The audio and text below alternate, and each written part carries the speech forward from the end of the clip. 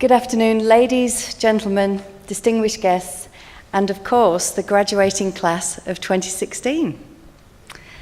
I'm honoured and humbled to be with you today as you mark this most important transition in your life. When Professor Baskerville first approached me about coming to speak with you today, at what I now know he finds a quite snooty club, I was actually quite overwhelmed by the idea. I kept thinking, would I find exactly the right thing to say to make your day even more memorable? And this anxious feeling was quite a new sensation for me, really, because I couldn't remember another time that I'd got worried or anxious about a public address, because something about today feels very, very special for me. So thankfully, when I received the prototype of your fabulous convocation brochure, I immediately saw that you don't need my help to make this day more significant or more special.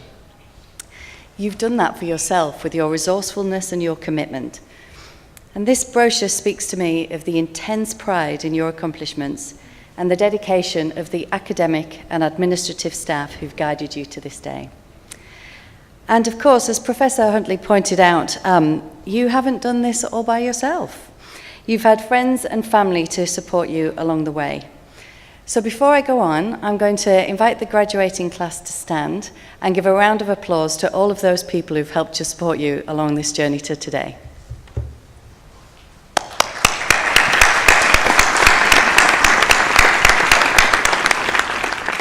Thank you. That was as enthusiastic as I hoped it would be. So as soon as I chose to let go of my anxiety about today, I was free to think a little bit differently. And I started to think about when I sat where you're sitting for the first time. And I was quite astonished to realize that it's just a little bit over 25 years since I graduated for the first time. And as I thought about that day, I tried to remember that feeling of simultaneously being at the end of one adventure, but on the beginning of another, so standing on a threshold, so to speak. And I started to wonder, what is it that I know now that I wish I'd known then?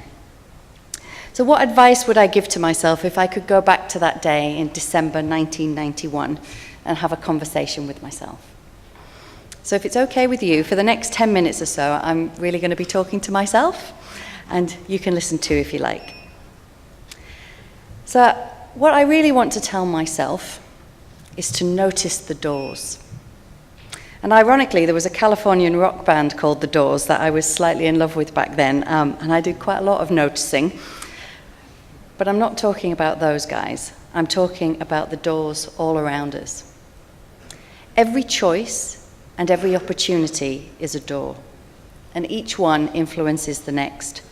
Every choice opens up opportunities, and every opportunity leads us to more choices. It's the way we react to these doors that sets the course of our life.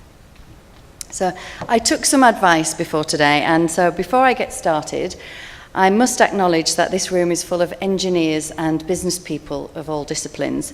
And I've been told that engineers and business people can't listen to any presentation without some kind of numbers. So to entice you to join me for a little while, I'm just going to let you know that I'll be talking about 12 types of doors. So that's got a yield of about 1.33 doors per minute. You can keep a tally and you can see how I do. So let's start with the doors of choice. Think of every choice as a pair of doors. You can go through one or you can go through the other. And if you're really lucky, over one of them, it will say the right thing. Mostly, though, you're going to be presented with choices and you'll need to figure it out. So bear in mind that the right thing and the easy thing aren't always the same.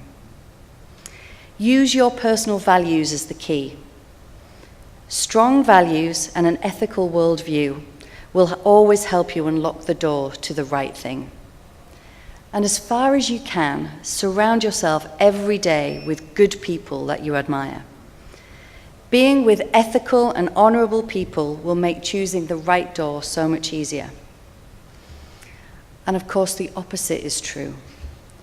When you tolerate being with unethical people, their poor values will seem just a little bit more normal to you every day.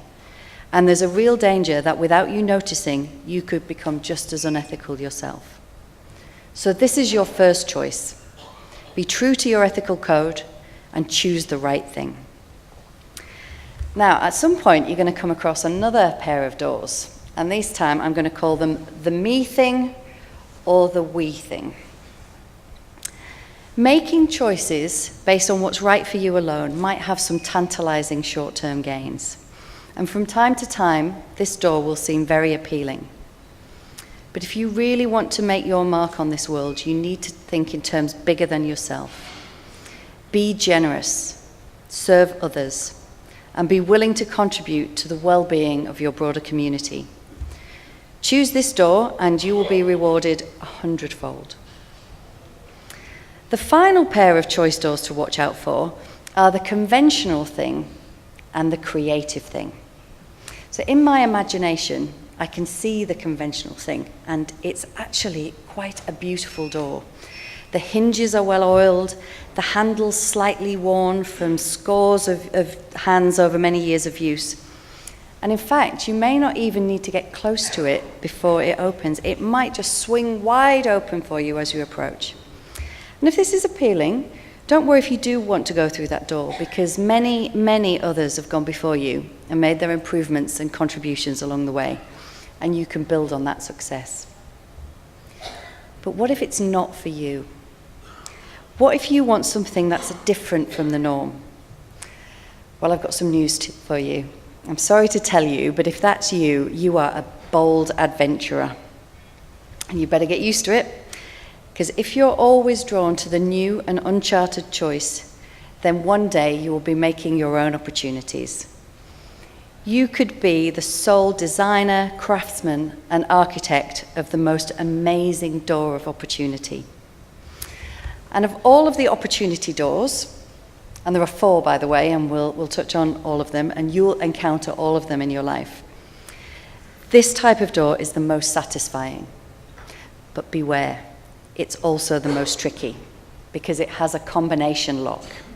You're going to need your education, dedication, empathy, vision, and bravery. So bold adventurers, if you get this combination right, your legacy is secured. So perhaps you're wondering what the other types of opportunity doors, the other 3. Well, they're the open, the closed, and the hidden. If you're very lucky, you will find some opportunity doors wide open to you, but probably not many. Most opportunities need that combination of hard work, talent, brains, tenacity, and a little bit of luck. If you see a door that is slightly ajar, go for it. Don't waste it. Don't wait for an invitation. Seize your moment. But you know this already. You seized your opportunity to come to this great institution and combine your talents with hard work in pursuit of your goal. However, not all doors are as welcoming as your university. So let's think for a moment about the doors that might be closed to you.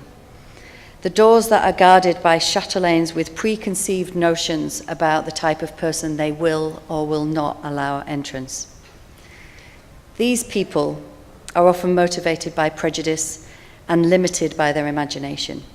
And these people propagate a world of fear and division. My advice to you is refuse to collude.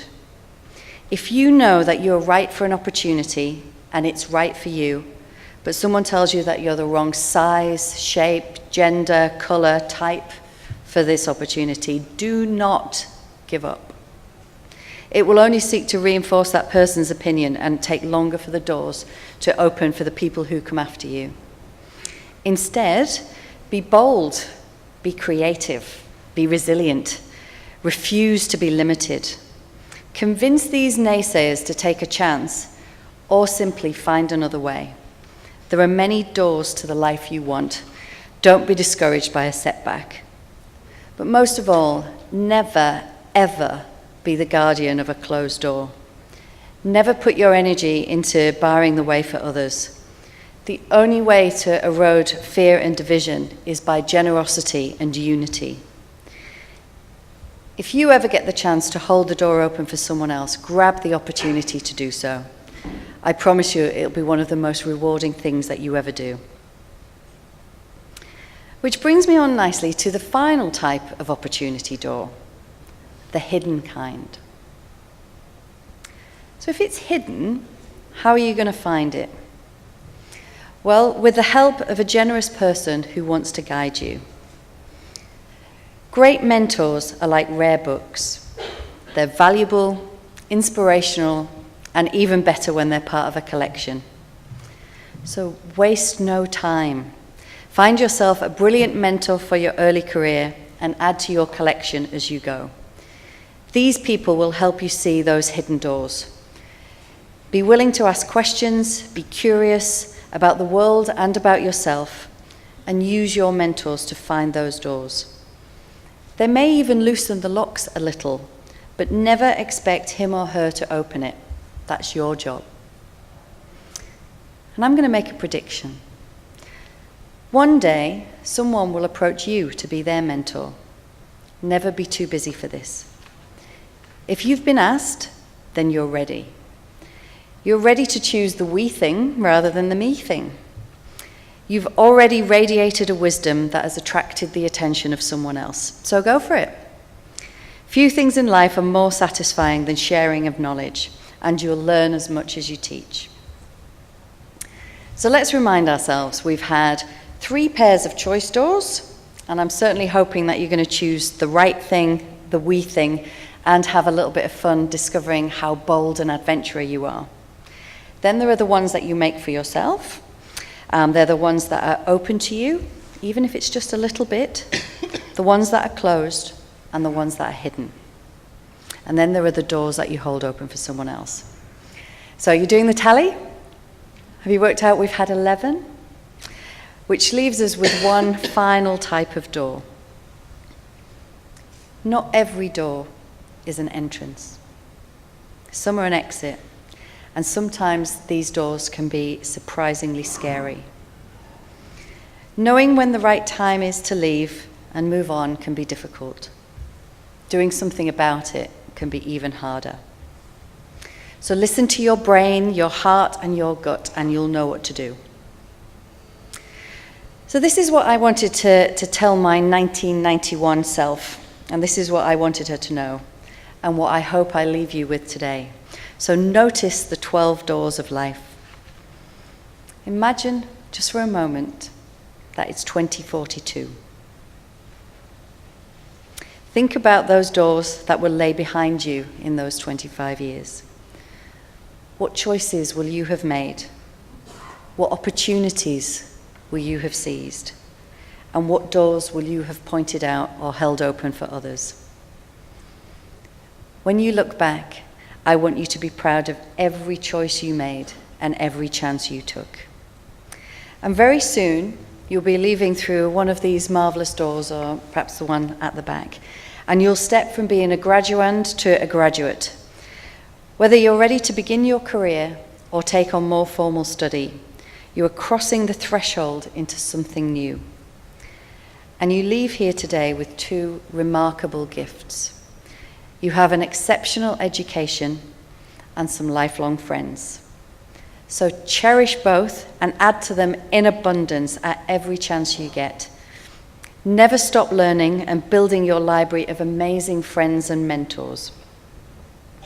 So as you leave, I'd like you to take a moment to touch the door, the handle, the wood, the glass, whatever. Notice, please, that it is a door of choice. And I hope that you choose to always pay attention to the doors. So enjoy crossing your first threshold as a graduating class of 2016. And I'm very proud today to be amongst the first to wish you all hearty congratulations. Thank you.